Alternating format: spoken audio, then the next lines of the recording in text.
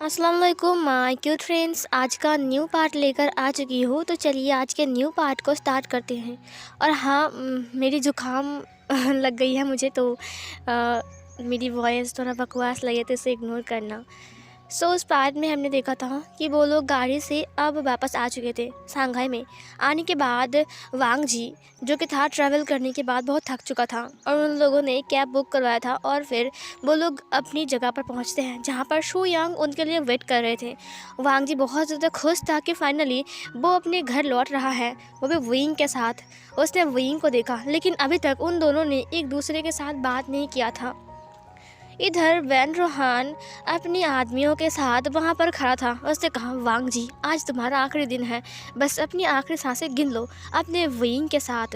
इधर वैन रोहान ने एक ट्रक ड्राइवर को इशारा किया। उस ड्राइवर ने हाँ में सिर हिलाया। उसके बाद वो जाकर सीधा उस कैब को टक्कर मारता है जो कैब सीधा आ रहा था। ये देख कर शू यांग और सारे आदमी जी की वांग जी के थे, वो लोग अलर्ट हो गए और वो लोग इधर उधर भागने लगे वांग जी को बचाने के लिए और विंग को बचाने के लिए। और इधर उनका गाड़ी 3 बार मतलब पलटता है, उसके बाद गाड़ी सीधा हो जाता है। इधर वांग जी और विंग की हालत ख़राब हो गई थी लेकिन उन्हें चोट नहीं लगी थी।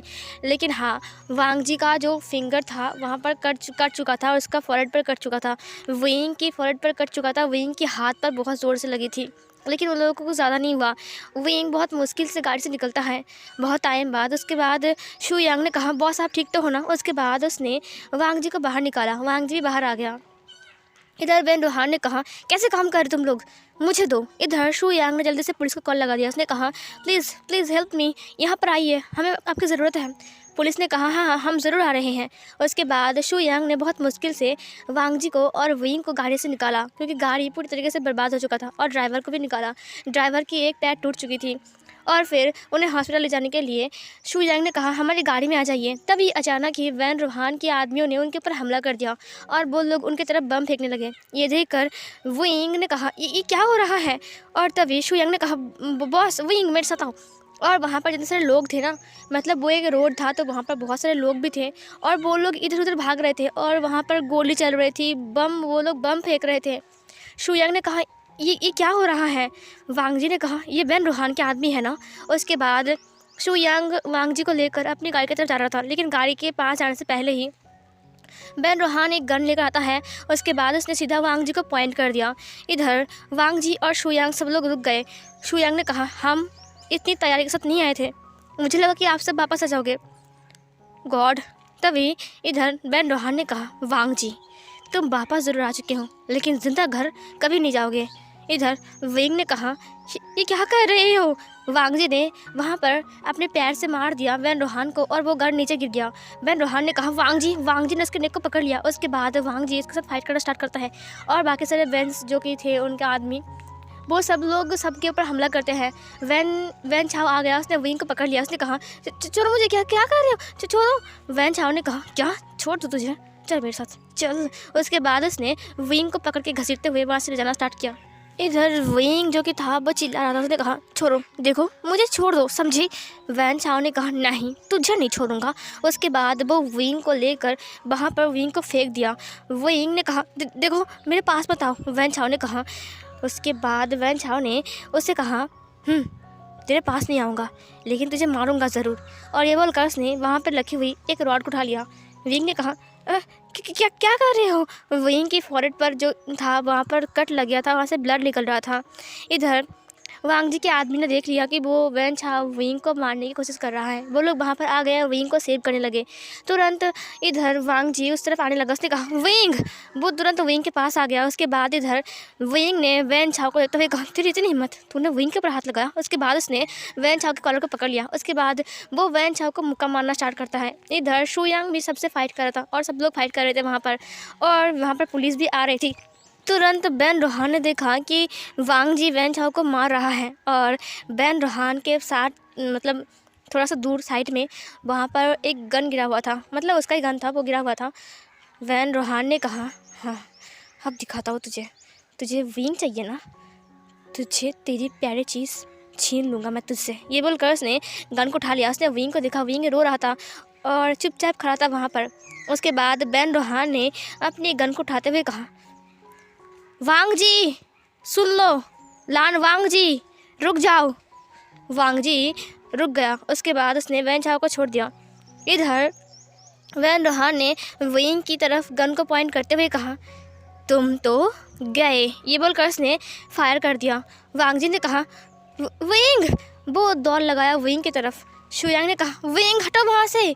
विंग चुपचाप वहीं पर ही खड़ा था और वो गोली मतलब स्लो मोशन में जैसे दिखाते हैं ना मूवी में, वैसे ही आ रही थी। वांग जी भाग रहा था और शुयांग हाँ करके देख रहा था। सब लोग हाँ करके देख रहे थे। वहाँ पर पुलिस भी आ जाते हैं। उसके बाद वांग जी आ गया विंग के सामने और वो गोली सीधा वांग जी के हाथ पर लगी। उसके शोल्डर की थोड़ा सा साइड में लगा। तो वहाँ पर वांग जी ने पकड़ते हुए कहा, विंग ने कहा, ना जा।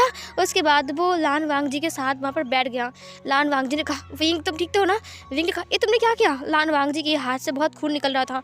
उसके बाद वहाँ पर पुलिस आ गया और उन्होंने वैन रोहान के हाथ से गन को छीन लिया। वैन रोहान की आंखों में आंसू थे। उन लोगों ने वैन छाप को पकड़ लिया। उसके बाद वैन रोहान ने कहा, मैंने क्या किया है, हंग वांग जिनको भी पकड़ो, उसने भी गलती किया है, उसने हमसे फाइट किया। वैन सो ने कहा, हाँ उसे भी अरेस्ट करो, हमें क्यों कर रहे हो। वैन छाओ ने कहा, हम नहीं मानेंगे, हमें छोड़ो। तभी इधर पुलिस ने कहा, क्या मतलब है हाँ। तभी शुयांग ने कहा, क्या मतलब है वैन रोहान, फाइट तुमने शुरू किया ना कि हमने कुछ भी नहीं किया था, समझे। और मेरा बॉस माफिया ज़रूर है लेकिन वो गलत काम नहीं करते हैं। और इधर वैन रोहान ने कहा, वांग जी तो मैं नहीं छोड़ूंगा, मैं कभी ना कभी तो बाहर आऊँगा ना, तुम्हारी फैमिली को बर्बाद कर दूंगा और तुम्हें ख़त्म कर डालूंगा, समझे। और फिर पुलिस उसे घसीटते हुए और खींचते हुए वहाँ से लेकर चले गए। वांग जी के हाथ से बहुत ब्लड निकल रहा था और धीरे धीरे करके वांग जी की आंखें बंद होने लगी और वांग जी वहीं पर ही बेहोश हो गया। वांग जी वहीं पर ही बेहोश हो गया। विंग ने वांग जी से कहा, लंजा। वांग जी ने अपनी आंखें बंद करते हुए विंग को देखा जो कि उसके सामने था और वो चुपचाप वहीं पर ही सोकर विंग की बाहों में बेहोश हो गया। उसने बस इतना कहा, विंग। उसके बाद वांग जी बेहोश। वांग जी को होश आता है। तब पूरा दिन बीत गया था।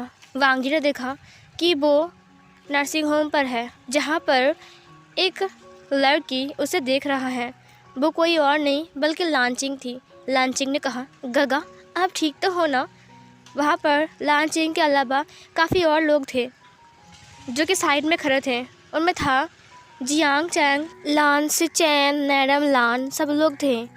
और वहाँ पर विंग भी था अपने बच्चों को लेकर साइड में बैठा हुआ। वांग जी ने कहा, विंग। विंग ने कहा, तुम ठीक तो हो ना। वांग जी ने कहा, उसने युवान और सिजुए को देखा। सिजुए सो रहा था और युवान जाग कर बैठा हुआ था और अपनी मम्मी की फ़ोन से वो गेम खेल रहा था। जब उसने देखा कि उसके फादर बात कर रहा है तब उसने फ़ोन को छोड़ दिया। उसने कहा, पापा आप ठीक तो हो ना। फिर वांग जी ने कहा, हाँ मैं ठीक हूँ। उसके बाद वो अपने फादर के पास आ गया। उसने कहा, पापा आपको पता है मैंने आपको बहुत बहुत बहुत मिस किया और चिजुए ने भी बहुत मिस किया आपको। ये सुनकर वांग जी ने कहा, मैंने भी तुम सबको बहुत मिस किया। उसके बाद उसने उसकी फॉरहेड पर किस किया और फिर ये बोलकर उसने अपनी फैमिली को देखा। सब लोग उसे देखकर रो रहे थे। वहाँ पर एक इंसान नहीं था, वो था मेंग्याओ। मेंग्याओ वहाँ पर नहीं था। वांग जी ने कहा, वो कहाँ है। फिर ये सुनकर सिचैन ने कहा, मेंग्याओ ने कहा कि उसे कुछ काम है ज़रूरी, इसीलिए वो नहीं आ पाया। कोई बात नहीं, चलो चलते हैं।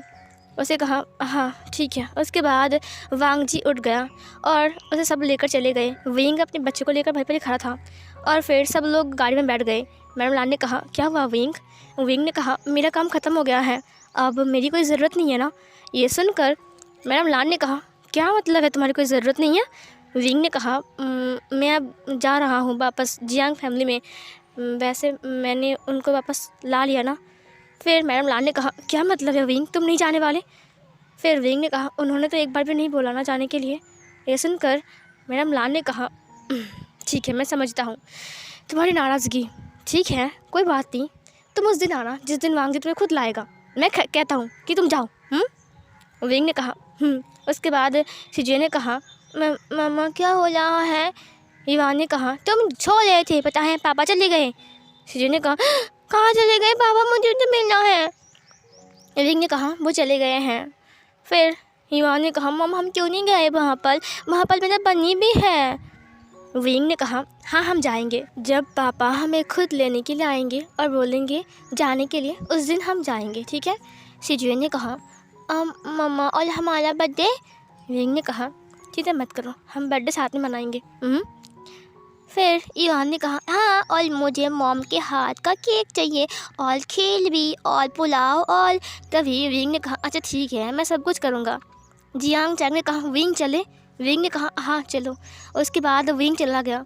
वांग जी गाड़ी में था और वो बार बार पीछे देख रहा था।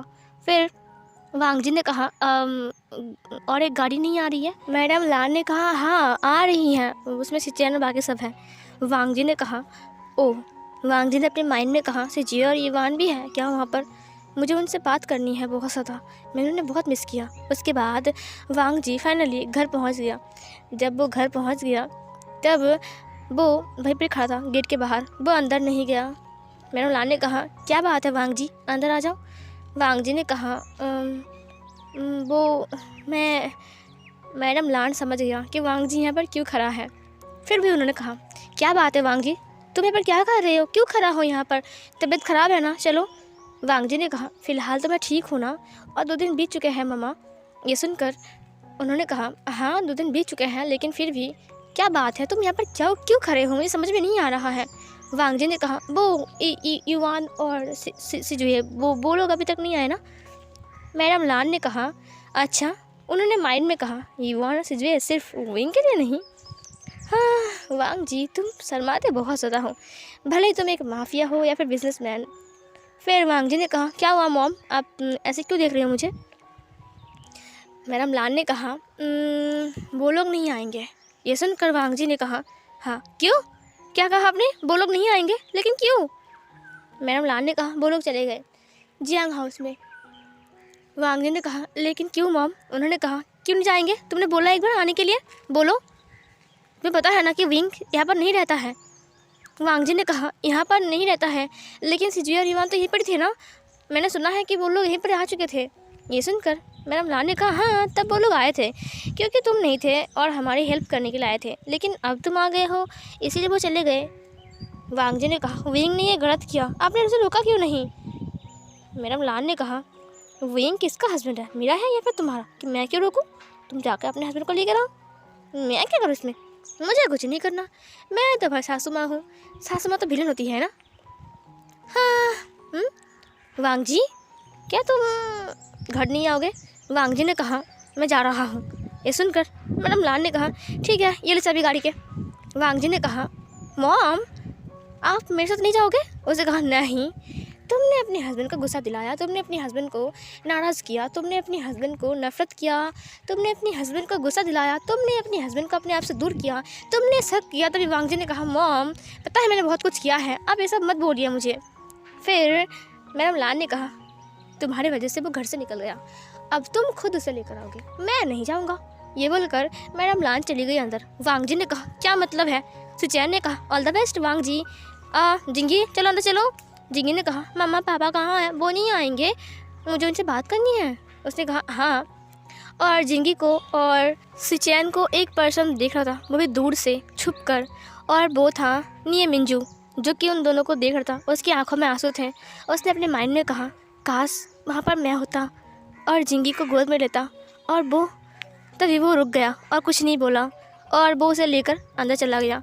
वांग जी ने शुयांग को देखा। शुयांग ने कहा मुझे बहुत सारा काम है इसलिए मैं जा रहा हूँ।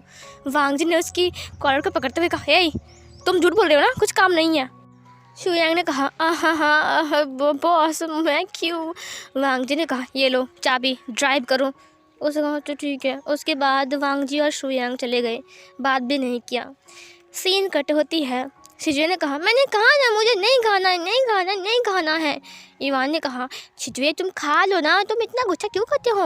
उसने कहा पापा कहाँ हैं, मुझे पापा के पास जाना है, मैंने उनसे मिला भी नहीं, बात भी नहीं किया। अच्छे और मम्मा देखो मुझे लेकर आ गई, उन्होंने मुझे उठाया क्यों नहीं, बोलो। विंग ने कहा शिजुए तुम सो रहे थे उस वक्त। ईवान ने कहा हाँ तुम सो लेते। शिजुए ने कहा तुम बहुत गंदे हो ईवान, तुमने मुझे नहीं उठाया, तुम बहुत गंदे हो, मैंने उन्हें देखा भी नहीं उन्हें अच्छे से। ये सुनकर विंग ने कहा खाना खा लो शिजुए। तभी डोर पर नॉक होती है। साउंड सुनकर मैडम यू ने कहा कौन आया है? लानचिंग ने कहा मैं देखता हूँ। वहाँ पर आयु भी था। आयु को लानचिंग खाना खिला रहा था। आयु ने कहा तुम्हें पता है ये सब्जी बहुत अच्छा हुआ है। ये सुनकर शिजू ने कहा छाता आप, तुम खाना खा लो ना, खाना खाओ, तुम अगर मेरे बीच में टांग लगाओगे ना तो मैं तुम्हारी टांगें काट दूंगा, समझे। फिर आयो ने कहा अगर तुम मेरी टांगें काट दोगे तो मैं फुटबॉल कैसे खेलूँगा। फिर ईवान ने कहा हाथ से खेलना। आयो ने कहा हाथ से कौन खेलता है। तभी लानजिंगी ने कहा गगा आप। वेंग ने ये नाम सुनकर तुरंत बाहर देखा दरवाजे की तरफ जहाँ पर वांग जी खड़ा था। ये देखकर वेंग शॉक में था, वांग जी यहाँ पर क्या कर रहा है, क्यों आया है, किस लिए आया है। फिर वांग जी अंदर आते हुए कहा ईवान और सिजुए कहाँ हैं। लानजिंग ने कहा हाँ गगा, क्या आप यहाँ पर ईवान और सिजुए से मिलने आए हो या फिर किसी और से। फिर वांग जी ने कहा मैं तो उनसे ही मिलने के लिए आया हूँ। ये सुनकर लानजिंगी ने कहा शिजी और ईवान खाना खा रहे हैं और मोस्ट इम्पॉर्टेंट पर्सन वेंग उनके पास है। वांग जी ने कहा कि कहाँ पर, डाइनिंग टेबल पर। उसे कहा वहाँ पर जाइए। तभी वांग जी चला गया। फिर लानजिंग ने कहा मेरा शक सही था, यहाँ पर वेंग के लिए आए हैं। ये बोलकर वो चले गए। फिर वांग जी वहाँ पर आ गया। वांग जी के हाथ पे एक बुके था और दूसरे हाथ में एक टेडी बियर था और एक बनी भी था। शिजुए ने कहा पापा। तभी वांग जी ने कहा शिजुए, और शिजुए तुरंत अपने फादर के पास आ गया और उन्हें हग कर लिया।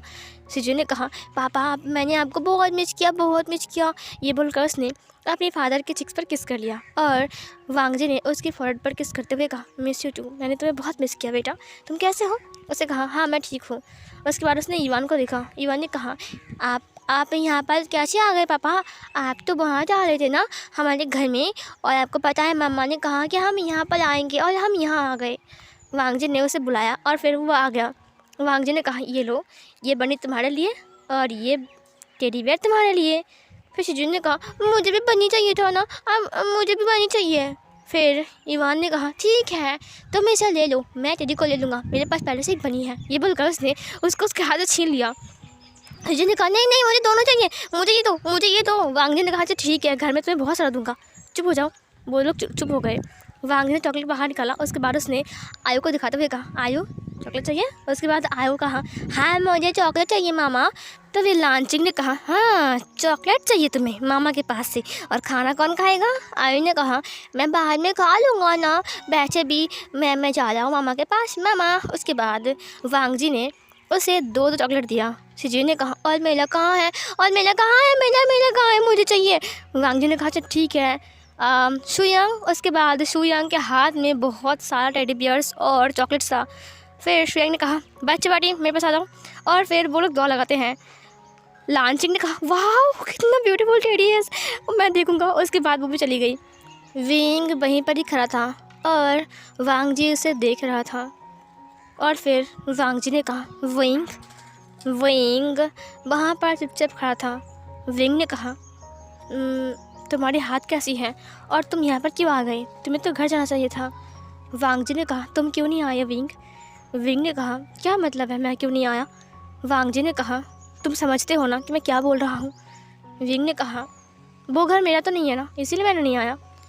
वांग जी ने कहा किसने कहा वो घर तुम्हारा नहीं है, वो घर ईवान का, शिजुए का और तुम्हारा भी है। विंग ने कहा लेकिन जिस दिन मैं घर से निकल रहा था, भाग रहा था, उस दिन तुमने मुझे क्यों नहीं रोका। वांग जी ने कुछ नहीं कहा। वांग जी बस विंग को देख रहा था। विंग ने कहा तुम्हारे पास कोई जवाब नहीं है। वांग जी ने कहा तो क्या हुआ विंग, अब तुम जा सकते हो ना, अब मैं खुद आया हूँ तुम्हें लेने के लिए। विंग ने कहा मुझे लेने के लिए। वांग जी ने कहा हाँ तुम्हें और सबको लेने के लिए, बच्चों को भी। विंग ने कहा क्या तुम सिर्फ बच्चों को ले जाने के लिए आए हो या फिर मुझे, झूठ बोलना बंद करो। वांग जी ने कहा ऐसी बात नहीं है विंग, तुम जो समझ रहे हो वो नहीं है। विंग ने कहा कोई बात नहीं, तुम उन्हें ले जाओ, वैसे भी 2 दिन बाद उनका बर्थडे है और 2-3 दिन बाद उनका बर्थडे है, तो तुम उन्हें ले जाओ और उसके बाद मैं आ जाऊँगा बर्थडे के दिन। उसके बाद वांग जी ने कहा विंग तुम नहीं जाओगे। विंग ने कहा नहीं। वांग जी ने कहा क्यों। विंग ने कहा इसलिए क्योंकि मुझे नहीं लगता कि मैं उस घर के लायक हूँ, और तुमने पहले ही बताया था कि तुम मुझसे नफरत करते हो, और मुझे लगता नहीं कि मैं तुम्हारे लायक हूँ। वांग जी ने कहा मैं तुमसे कभी नफरत नहीं किया विंग। विंग ने कहा अच्छा तो वो सब कुछ किया था, फोर्स मैरिज। उसके बाद मुझसे नफ़रत करना, मेरी तरफ गुस्सा होकर देखना, ये सब कुछ क्या था लांजा? क्या था बोलो? लान वांगजी ने कहा। विंग, मेरा गुस्सा था वो सब कुछ, मैं सब कुछ गलत समझता था। वांगजी ने कहा, अच्छा अब तो सब कुछ सही लग रहा है। वांगजी ने विंग को देखते हुए कहा, विंग तुम ऐसे क्यों बोल रहे हो? विंग ने कहा, तुम जानते हो अच्छे से कि मैं ऐसे क्यों बोल रहा हूँ।